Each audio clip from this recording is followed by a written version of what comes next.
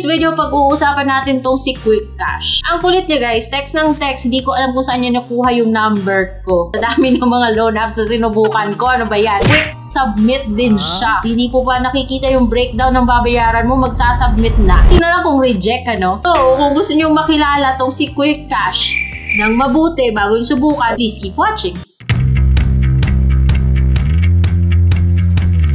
Today, ito namang si Quick Cash. At naisipan ko gawan siya ng video kasi ang kulit niya guys. Text ng text, approve na daw yung loan ko. Eh, hindi naman palaging ganun eh. Kaya yun, sige, subukan natin. Tingnan natin kung okay nga siya. So, ayan, itong si Quick Cash, nadadownload po siya sa Google Play Store. Nag-claim na rehistrado, eh, lahat naman sila ganyan. But kahit na andun pa yung pangalan nyo sa SEC or wala man, that doesn't mean na kagad nyo siyang i-download at subukan, no? Meron akong mga screenshots na prepare para sa inyo. Kaya kung hindi pa kayo subscribe sa channel na to, subscribe na kayo. Tsaka i-like nyo yung video na to kung nagustuhan nyo siya para alam ko na nakatulong sa iyo o hindi. Hindi po sponsored yung videos ko guys. Pinaghirapan ko nga to para sa inyo. Char! Makikita yung mga ads niya or mga links na galing sa text niya. Huwag niyong i-click yan. Talagang interested kayo, pumunta kayo ng Google Play Store tsaka i-search nyo. Kasi ito po yung kanyang Itsura, yung kanyang logo. Meron pa siyang 4.7 stars ha. Huwag kayo kagad maniwala dyan. I-display nyo yung lahat ng comments tapos doon kayo magkakaroon ng feeling kung okay ba siya o hindi. Huwag mo nang i-download. Panoorin nyo na muna yung video na to. Tapusin nyo. Permissions na hihingin niya po ay yun, mga apps.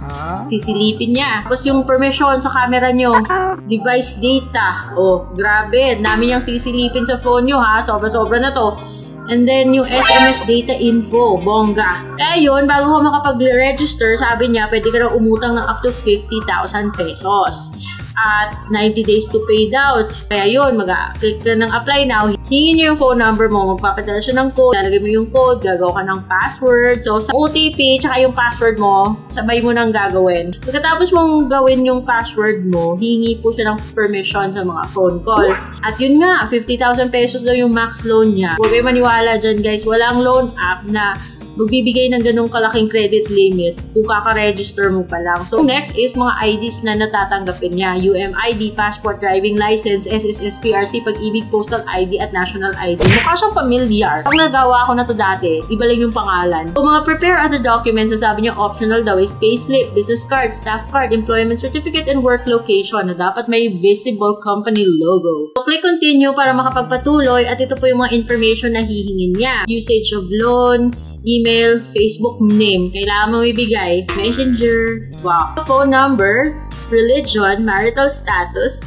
and number of children, educational background, click confirm para makapagpatuloy, at yung industry category mo. So, pwede mo sabihin housewife, pero kahit na sabihin mong housewife, hihingi pa rin siya ng other details. Kung sasabihin mong BPO staff ka or employed ka, ito po yung mga information, additional information na hihingin niya sa'yo. So, yung mga contact people na hihingin niya, ayan. At pipiliin mo dun sa Facebook mo. Kaya yun nga, kaya ka hihingi siya ng permission na ma-access yung phone book mo. Sabi ko Facebook. Kasi magsiselfie ka at kukuha ng picture ng ID mo, hihingi po siya ng permission para ma-access or makapag-take at pictures and record video gamit yung camera mo. So, alam niyo na kung anong sasagutin dyan. Kaya pipicturean mo yung ID mo at saka mag-facial recognition, yung turn left, turn right, blink, yun. Open your mouth. Ilalagay mo yung mga ID number, your name, middle name, nabubulol ako, place name.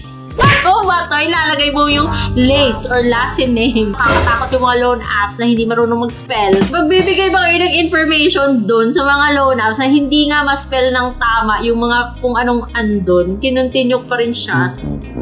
At nag-facial verification ako. At pag-click ko ng confirm, humingi siya ng permission to send and view messages. Inalaw ko din. Submitted successfully. Gugulatin ka na lang nito. Kasi dun sa comment section, marami yung nagre-reklamo. Kasi hindi mo pa alam kung approve ka o reject or magkano yung i-approve sa'yo or kung magkano yung amount na ikakaltas niya, yung mga ganon, hihingi na kaagad siya ng 5-star comment para daw mapabilis yung pag-review. Kaya ang taas-taas ng kanyang rating kasi yung tao pupunta dun sa Google Play, bibigay ng 5-star, ma-reject. Yung iba, hindi na nagbabother na i-change yung rating, di ba? Going back to the comments dun sa Google Google Play, ang daming nagsasabi, nagre-reklamo sa ganito. At ito red flag na talaga to. May nagsabi na 3K loan daw, yung ipapadala sa'yo is 1,920. Which means na magpakalta siya ng 1,000. So, ikaw ba? Papayag ka ba na yung babayaran mo is more than 3,000 pagkatapos yung matatanggap mo 1,900 lang, di ba? Kalokohan yung ganon. Therefore, para sa akin, hindi po siya recommended. At buti na lang buti na lang hindi ako na-approve dito. Otherwise, nako, sakit to sa ulo. Ayoko ng mga ganitong mga loan apps. Unfair siya. Pero nasa inyo pa rin yan. Kung i-go nyo yung paglo-loan dito, but consider yourself warned or at least manage your expectations. No? And ayoko sa mga loan app na ganito, yung sinasubmit yung information mo tapos gugulatin ka. Wala naman sanang ganon. So, wag silang humingi ng 5-star kung hindi pa nga nila nakumpleto yung buong proseso, diba? Saka na, dapat ikaw yung may liberty. What do you think of this app, mga best? Put your comments in the comment section below, and kung meron kayong mga loan apps na gusto nyo ipa-check sa akin, then let me know in the comment section as well. And I guess that's all for now, and I'll see you on my next vlog. Bye.